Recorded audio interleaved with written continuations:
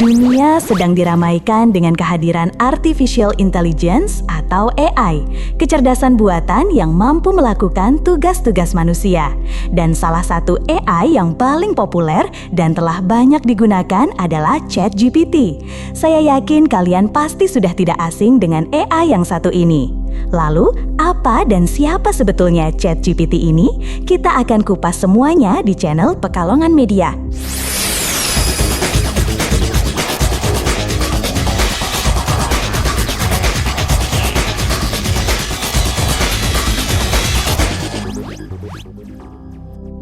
Oke sobat, di depan saya sudah ada Pak D ChatGPT.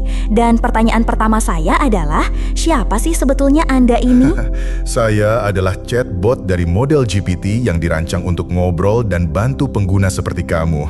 Apa sih sebetulnya GPT itu? Pertanyaan bagus banget. Jadi, GPT itu adalah singkatan Mbak Aul, yaitu Generative Pre-trained Transformer. Jelasin dong Pak D, Generative Pre-trained Transformer itu apa? Oke, siap.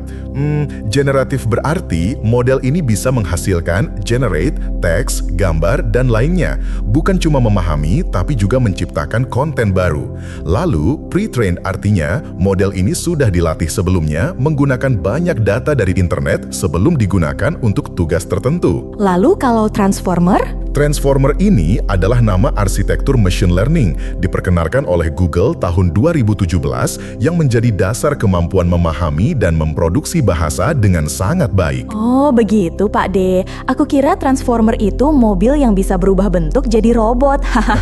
Mbak Aul ini bisa aja loh. Kalau Mbak Aul penasaran, dengan senang hati bakal saya jelasin agak lebih detail. Wah, mau banget Pak D. Jadi, Transformer itu otaknya GPT, diperkenalkan oleh Google pada tahun 2017 dalam paper Attention is All You Need. Nah, Transformer ini adalah arsitektur AI yang jago banget memahami konteks bahasa. Terus kalau pre-trained kan melatih, gimana ngelatihnya? Caranya dengan membaca miliaran kata dari internet, buku, artikel, Wikipedia, forum, dan lainnya untuk belajar struktur kalimat, memahami gaya bahasa formal versus santai, dan bisa nebak kata berikutnya dari sebuah kalimat. Idih, keren banget. Jelas dong, saya gitu loh.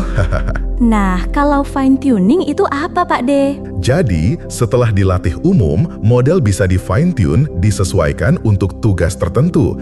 ChatGPT misalnya dilatih lagi agar lebih sopan, lebih responsif saat diajak ngobrol, dan bisa mengikuti instruksi pengguna supaya generatif. Seperti misal, nulis artikel, bikin puisi, jawab pertanyaan, bahkan ngobrol layaknya manusia. Emang edan ya teknologi sekarang. Lalu Anda ini berasal dari mana dan siapa pemiliknya? Saya masih jomblo Mbak Aul.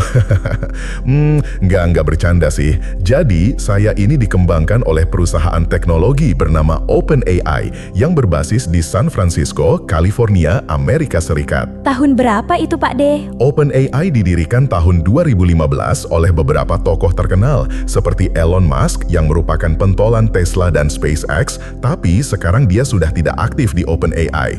Kemudian Sam Altman, mantan presiden Y Combinator, sekarang CEO OpenAI, lalu Greg Brockman, Ilya Sutskever, dan lainnya. Tapi dengar-dengar Microsoft juga turut andil di OpenAI, bener nggak Pak D? Benar sekali Mbak Aul, Microsoft adalah investor besar. Investasinya di OpenAI lebih dari 10 miliar dolar. Singkatnya, OpenAI adalah pemilik dan pengembang GPT atau ChatGPT, lalu Microsoft adalah investor besar dan mitra distribusi utama.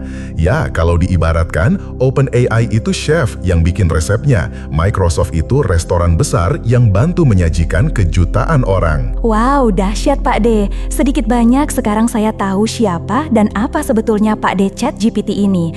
Sebetulnya masih banyak yang ingin saya tanyakan, tapi segini aja dulu. Ntar kalau responnya bagus, kita lanjutin lagi ya Pak D. Tentu, dengan senang hati Mbak Aul. Kapanpun Mbak Aul membutuhkan, saya selalu siap sedia. Alah, gombal loh Pak D ini. Oke sobat, sekian dulu. Lain waktu kita bakal ngobrol lebih mendalam dengan Pak D ChatGPT. Jangan lupa like, komen, dan subscribe channel Pekalongan Media. Sampai jumpa.